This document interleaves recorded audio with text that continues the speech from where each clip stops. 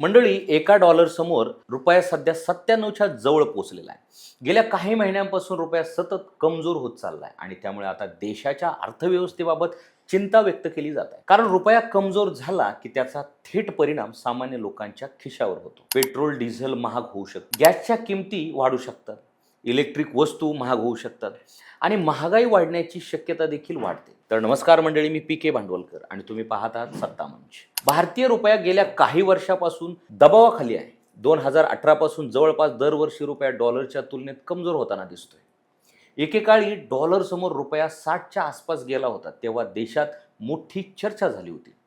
कमकुवत रुपयावरून सरकारवर टीका झाली होती। अनेक सेलिब्रिटी आणि राजकीय नेतेही या मुद्द्यावर बोलताना दिसले होते। पण आता रुपया 97च्या जवळ पोहोचला असताना पुन्हा एकदा हाच मुद्दा चर्चेत आलेला आहे। अनेक अर्थतज्ञांच्या मते रुपया कमजोर होण्यामागचं फक्त एक कारण नाही, तर देशांतर्गत आणि आंतरराष्ट्रीय अशा दोन्ही गोष्टी यामागे कारणीभूत आहेत। आणि म्हणूनच या रिपोर्टमध्ये आपण रुपया कमजोर होण्यामागच्या 3 गोष्टी आणि कारणं समजून घेणार आहोत। त्याचबरोबर याचा देशाच्या अर्थव्यवस्थेवर आणि सामान्य लोकांवर काय परिणाम होतोय हेही जाणून घेणार आहोत। सगळ्यात पहिलं आणि महत्त्वाचं कारण आहे वाढते तेलाचे दर। भारतात लागणारं जवळपास 90% कच्चं तेल हे परदेशातून आयात करावं लागतं। म्हणजे भारताला तेलासाठी मोठ्या प्रमाणात डॉलर खर्च करावे लागतात। आता जेव्हा आंतरराष्ट्रीय बाजारात तेलाच्या किमती वाढतात, तेव्हा भारताला तेल खरेदी करावं लागतं, त्याच्यासाठी डॉलर द्यावे लागतात आणि त्यामुळे रुपयावर दबाव वाढतो। सध्या मध्य पूर्वेत तणावपूर्ण परिस्थिती आहे। इराण संघर्षामुळे तेलाच्या किमती वाढल्या आहेत।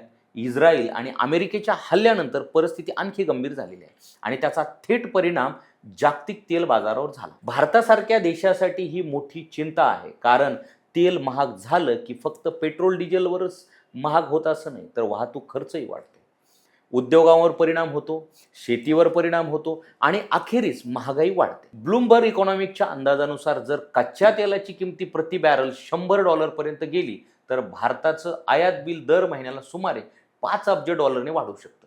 याचा सरळ अर्थ असा आहे की भारताला जास्त डॉलर खर्च करावे लागतील आणि डॉलरची मागणी वाढली की रुपया आणखी कमजोर होतो। याच कारणामुळे सध्या सरकार आणि रिझर्व्ह बँक ऑफ इंडिया दोघांवरही दबाव वाढताना दिसतो। रुपयाची घसरण रोखण्यासाठी आरबीआय वेळोवेळी बाजारात डॉलर विकत आहे, पण तरीही रुपयाची घसरण पूर्णपणे थांबताना दिसत नाही। सरकारने काही उपाय सुरू केले आहेत। सोने आणि चांदीवरील आयात शुल्क वाढवण्यात आलेलं आहे। काही आयातीवर निर्बंध आणण्याचे विचार सुरू आहेत, कारण सरकारला परकीय चलन साठ्याचा दबाव कमी करायचा आहे। आता दुसरं मोठं कारण समजून घेऊया, ते म्हणजे परदेशी गुंतवणूकदार भारतातून पैसे काढत आहेत। 2026 मध्ये परदेशी गुंतवणूकदारांनी भारतीय शेअर बाजारातून विक्रमी $23 अब्ज काढून घेतल्याची माहिती समोर आलेली आहे। जेव्हा परदेशी गुंतवणूकदार भारतात गुंतवणूक करतात, तेव्हा डॉलर भारतात येतात आणि रुपयाला ताकद मिळते। पण जेव्हा ते पैसे काढून घेतले जातात, तेव्हा उलट परिस्थिती निर्माण होते। सध्या अनेक जागतिक गुंतवणूकदार भारताऐवजी AI, बायोटेक, डेटा सेंटर आणि अत्याधुनिक तंत्रज्ञान क्षेत्राकडे जास्त लक्ष देताना दिसत आहे। अमेरिका आणि काही इतर देश या क्षेत्रामध्ये वेगाने पुढे जात आहेत। भारताची अर्थव्यवस्था वेगाने वाढत असली तरी या नव्या तंत्रज्ञान क्षेत्रामध्ये भारताची भूमिका अजूनही मर्यादित असल्याचे काही तज्ज्ञांचे मत आहे। आरबीआयचे माजी गव्हर्नर डी सुब्बाराव यांनीही याबाबत चिंता व्यक्त केलेली आहे। त्यांनी एका लेखात म्हटलं आहे की रुपयावरील दबाव ही अचानक निर्माण झालेली परिस्थिती नाही। गेल्या अनेक वर्षापासून भारतातून भांडवल बाहेर जात आहे। त्यांच्या मते जागतिक गुंतवणूक आता नव्या तंत्रज्ञान क्षेत्राकडे वळत आहे आणि त्यामुळे भारतासारख्या देशावर दबाव वाढतोय। रुपया कमजोर झाला की परदेशी गुंतवणूकदारांना डॉलरमध्ये कमी परतावा मिळतो, त्यामुळे ते मजबूत चलन असलेल्या देशाकडे वळू लागतात। याचा परिणाम भारतीय शेअर बाजारावरही दिसतो। बाजारात अस्थिरता वाढते, काही वेळा मोठी घसरण पाहायला मिळते। आता रुपया कमजोर होण्यामागचं तिसरं मोठं कारण समजून घेऊया, ते म्हणजे भारताची वाढती आयात आणि कमी निर्यात। भारत अजूनही जितक्या वस्तू निर्यात करतो त्यापेक्षा जास्त वस्तू आयात करतो। तेल, सोनं, चांदी, खतं, इलेक्ट्रॉनिक्स आणि इतर अनेक वस्तूंवर भारताचा खर्च मोठ्या प्रमाणात वाढलेला आहे। 31 मार्च रोजी संपलेल्या आर्थिक वर्षात भारताने ऊर्जा आयातीवर $174 अब्ज खर्च केलेले होते। सोन्याची आयात $72 अब्ज पर्यंत पोहोचली होती। चांदीची आयातही मोठ्या प्रमाणात वाढली होती। खतांच्या आयातीवरचा खर्चही $14 अब्ज पेक्षा जास्त गेला होता।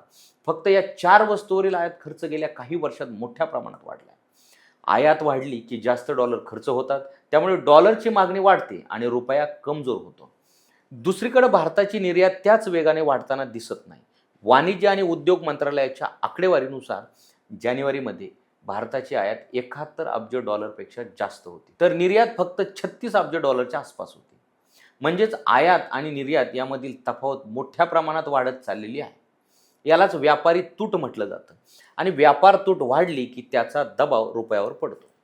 गेल्या काही वर्षात अमेरिकेने भारतावर काही टॅरिफ लागू केले. त्याचाही परिणाम भारतीय निर्यातीवर झाला. अमेरिकेचे राष्ट्राध्यक्ष डोनाल्ड ट्रम्प यांनी भारतावर टॅरिफ लागू करण्याची घोषणा केली होती. त्यानंतर रुपयावर दबाव वाढल्याचं पाहायला मिळालं. दुसरीकडे भारत अनेक देशांसोबत मुक्त व्यापार करार करत आहे, पण तरीही आयात मोठ्या प्रमाणात वाढत असल्याने परिस्थिती चिंतेची मानली जाते. आता प्रश्न हा आहे की रुपया कमजोर झाला तर त्याचा सामान्य लोकांवर नेमका काय परिणाम होतो.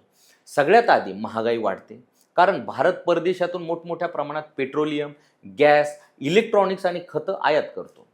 रुपया कमजोर झाला की या वस्तू महाग होतात. पेट्रोल डिझेलचे दर वाढू शकतात, गॅस सिलेंडर महाग होऊ शकतं, इलेक्ट्रॉनिक वस्तू महाग होऊ शकतात, मोबाईल, लॅपटॉप आणि इतर वस्तूंच्या किमती वाढू शकतात. खतं महाग झाली तर शेती खर्च वाढतो आणि त्याचा परिणाम अन्नधान्याच्या किमतीवरही होऊ शकतो. वाहतूक खर्च वाढला की बाजारातील वस्तू महाग होतात, म्हणजे रुपयाची घसरण शेवटी सामान्य माणसांच्या रोजच्या खर्चावर परिणाम करते. एप्रिलमध्ये भारताचा घाऊक महागाई दर 8.3% पोहोचला. गेल्या 4 वर्षातील ही सर्वात वेगवान वाढ मानली जाते. रुपयाच्या घसरणीमुळे उद्योग क्षेत्रावरही परिणाम होतो, कारण अनेक कंपन्या परदेशातून कच्चा माल आयात करतात. रुपया कमजोर झाला की कंपन्यांचा खर्च वाढतो आणि मग त्याचा परिणाम उत्पादनाच्या किमतीवर होतो. काही कंपन्यांचा नफा कमी होतो, काही कंपन्यांची गुंतवणूक कमी करतात आणि त्यामुळे रोजगारावरही परिणाम होण्याची भीती असते. मात्र रुपया कमजोर झाल्याचा काही लोकांना फायदा देखील होतो. परदेशात काम करणारे भारतीय जेव्हा भारतात पैसे पाठवतात तेव्हा प्रत्येक डॉलर मागे त्यांना जास्त रुपये मिळतात. भारत हा जगातील सर्वात मोठ्या रेमिटन्स मिळवणाऱ्या देशापैकी एक आहे. मार्च 2025 पर्यंतच्या वर्षात अनिवासी भारतीयांना भारतात 135 अब्ज डॉलरपेक्षा जास्त रक्कम पाठवली होती. म्हणजेच परदेशात काम करणाऱ्या भारतीयांच्या कुटुंबांना रुपया कमजोर झाल्यामुळे काही प्रमाणात फायदा होऊ शकतो.